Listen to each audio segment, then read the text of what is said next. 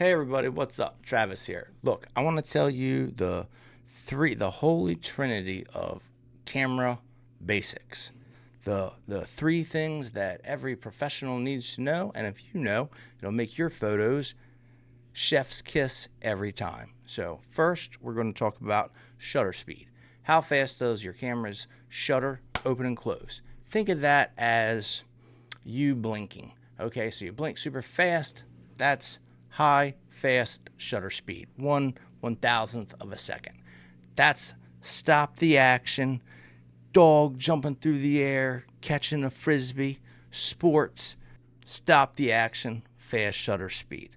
Now think 1/30th of a second. So that's a slow, more drawn out shutter speed.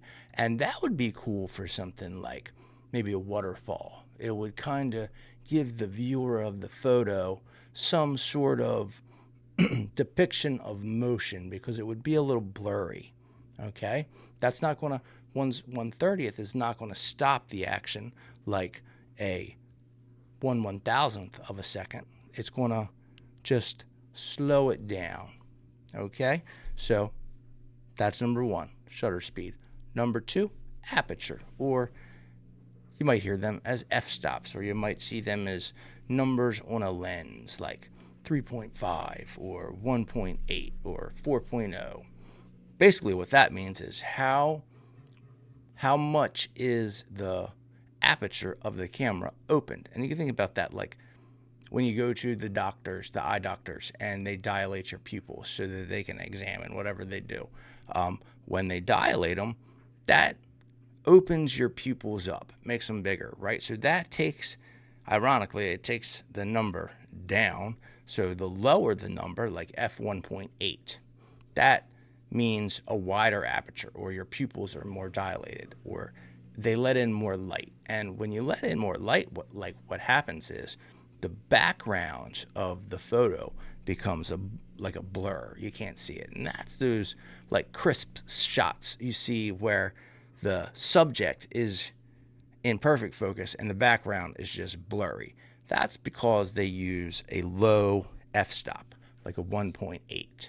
Now, if you use like an f16, like a higher aperture, that's going to make everything in focus, right? That's not going to give you those blurry background shots. That's going to be subject up front is in focus, and everything in back is also in focus. So those are great for like landscape shots. You know, think like Ansel Adams, or, you know, a great landscape photo. That's going to be a higher aperture. So third, ISO. What is ISO? That is basically how sensitive the camera's sensor is to light. So the lower the ISO, the less sensitive to light it is. So it's going to need a little bit more. But those photos with a lower ISO are pretty smooth, and they look pretty crisp. There's no real grain or pixelation or little dots. It's basically just a nice smooth image. Lower the ISO.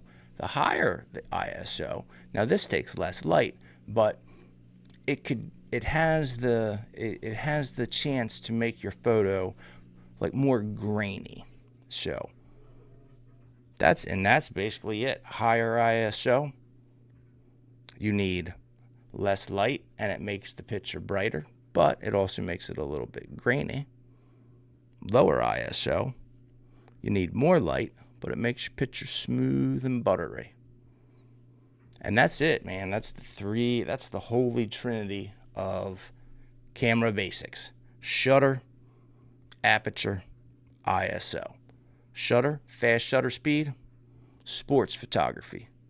Low shutter speed, motion blur, waterfalls. Aperture, 1.8, low, portraits.